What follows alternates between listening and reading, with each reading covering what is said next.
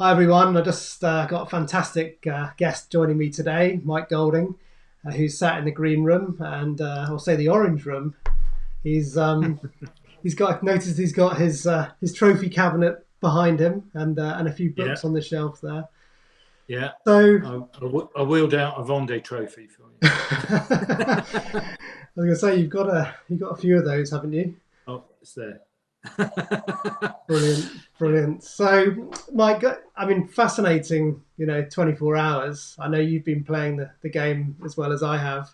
It's a real sort of split with the fleet, a bit upside down with each other, with the foilers and the non-foilers. What's your take at the moment?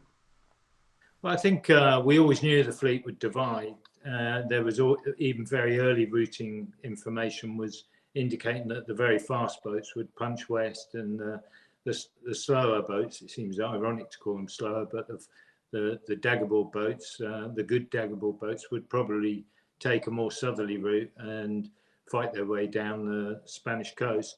And that's exactly what's happened. And we've got a big frontal system that's approaching the fleet over the next 12 hours. Well, probably less now, actually, probably more like 9 hours. And front runners will be starting to feel the effects of that, which it could be some very strong wind. And they're on the breeze, but they're footing fast to get west. So we are seeing speeds of 16, 17, even up to 20 knots from some of the foiling boats. And they're really punching west, trying to reach that front, because after the front, while it's going to be quite painful to go through it, after the front, they'll get a very favourable northwesterly shift and they'll be able to make really good progress south very, very quickly. And the boats most to the west will, and probably most to the north, will feel the effects of that first. So, and then it's a timing issue for those boats, because once they go through, they'll feel the favorable wind.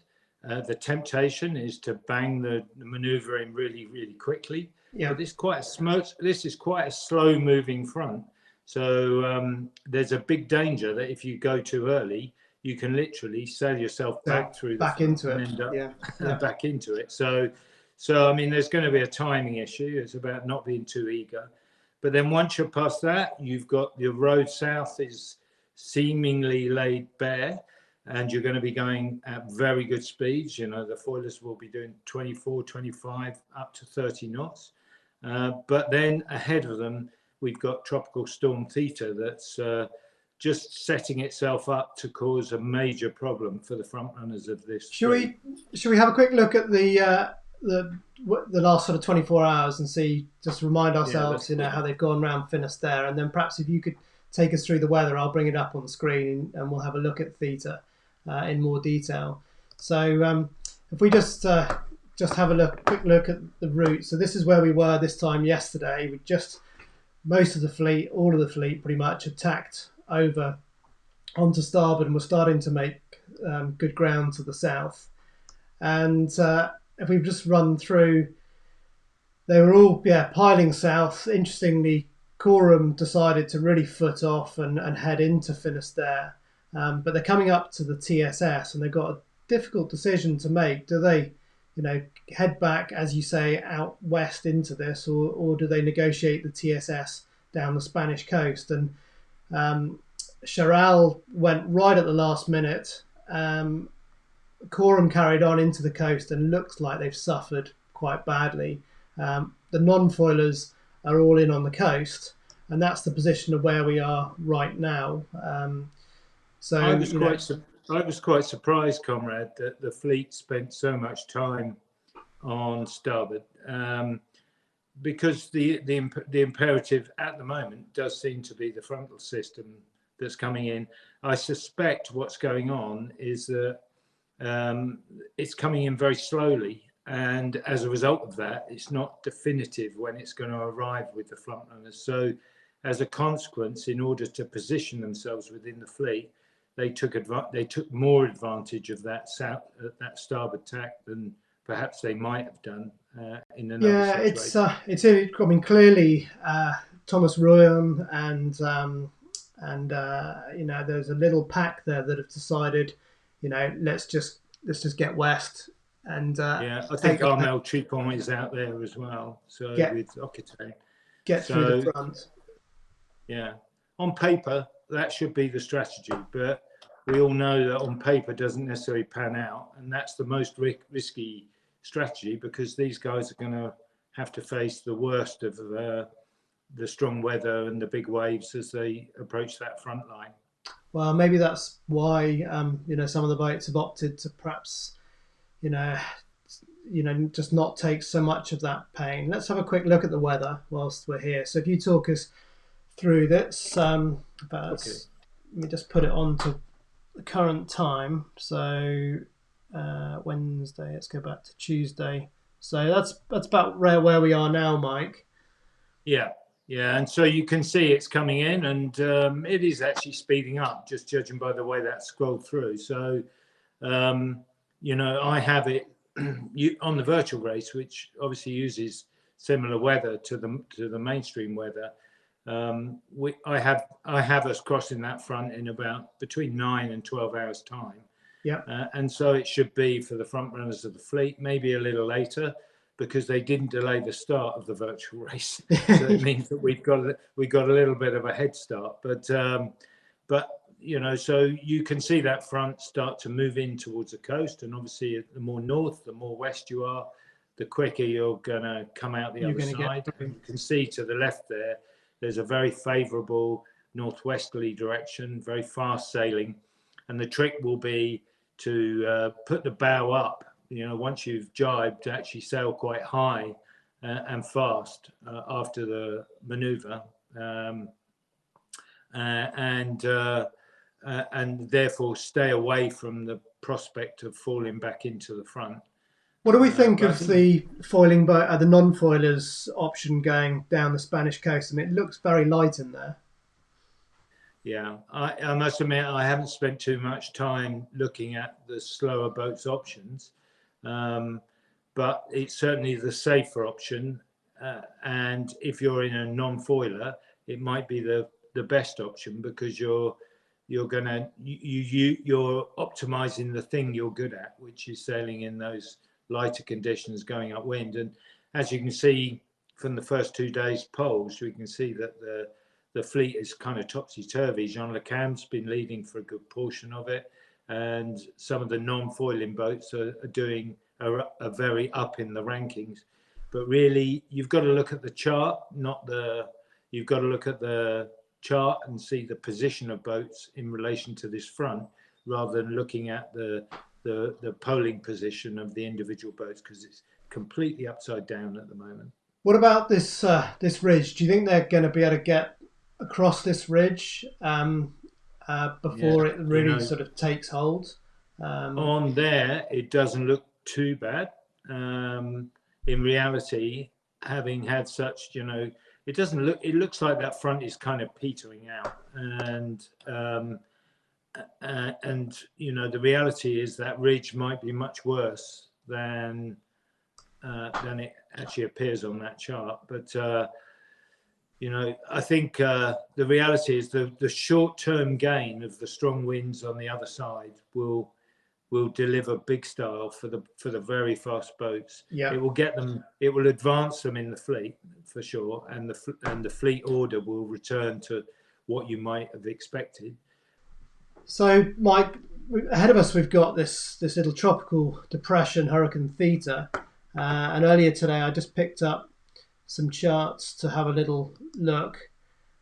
Looks like it packs quite a punch, and it's a long way west. And if we look at its track, which is here, it is moving, so across their path. Do you think they're going to get around the outside of it? Well, I mean, it's a very unusual system, very unusual for this time of year. To have such a powerful system coming across on that track. It's not a track I have seen storms, but not of this magnitude or intensity. I mean, I think they'll have to get around it. Certainly the fast boats will have to get around it. the slower boats might have to just deal with it, wherever it is in the sequence. But I think the fast boats will have to try and slingshot round the back of it, so they'll be getting quite close to it. Let's have a quick look at the routing, and perhaps if I just have got a video here, just plays the routing through for a generic foiling boat. Perfect. So let me just go on to the routing. So perhaps just talk us through it. So I mean, it's quite difficult to see, but you've got the little blue boat. Yeah, for people at home, the blue line is a line of equal, so the routing's got the polars in, and the blue line is evolving south, and you can see that it's got all lumps and bumps in it, and you want to be on the most southerly part of that, or the part that advances you most down the course.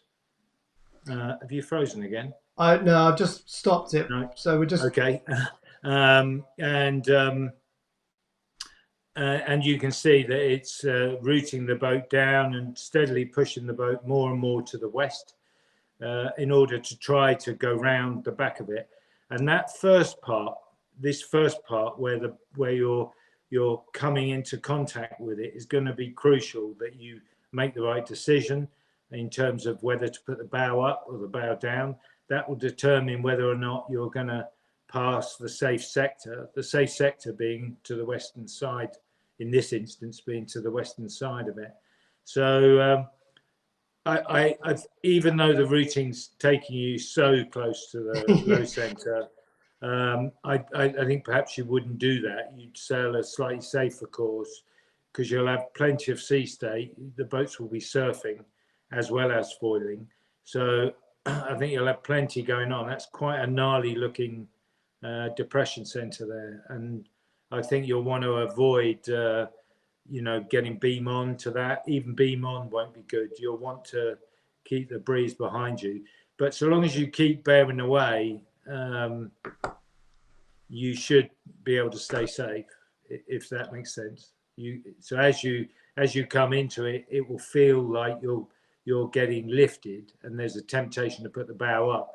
You've got to fight that temptation and keep the bow down until you're being headed. You play for position, and the reality is you're watching your position. It's pretty frustrating if you're one in the fastest, most technical boats in the fleet, and you're 26th. That's pretty frustrating when you know you're sailing pretty well, but at the same time you've got to play the long game. Yeah. I think in this instance, the boats that are 26th, 20th, and all the rest of it, the fast foiling boats that are down there are probably the ones that are focusing on the longer game. Yeah, I would agree with that. So last question, really. If you were out there, what would you be thinking? Is this a Vendée start you would have liked to have experienced? Yeah, we have had similar scenarios. I did experience that on one of the Vendées, where we had a system like that come in. It wasn't quite as intense as that, but it did mean that as we were going past Gibraltar, we were fully on the breeze and going upwind, and having to negotiate a depression. But it was nowhere near as intense as this. And I think this is just another indication, as if we needed it, of the changing weather patterns that are completely throwing the norm. And there's no doubt about it. It's global warming. The weather's changing. It's more, everything's a little more extreme, and oddities like this occurring more and more frequently. Yeah. Good. Well, fascinating as ever to catch up, Mike. Right. I'm not sure we'll be doing these every day, but it'd be great to tap into you again as we get further down the track. And really happy to. Thanks for joining me. I look forward to seeing you on the Vendée show the next time you're on as well. It's been great. Absolutely, yeah. Well, the one thing I'll just mention here, that if you're doing the virtual race, you go charging towards the front with not a care in the world, because you're not on the boat. whereas these guys are actually on the boat, so they're a bit more tentative in their approach. I mean, I'd go charging straight for that hurricane center on the virtual, but in real life, I'd be heading west like crazy.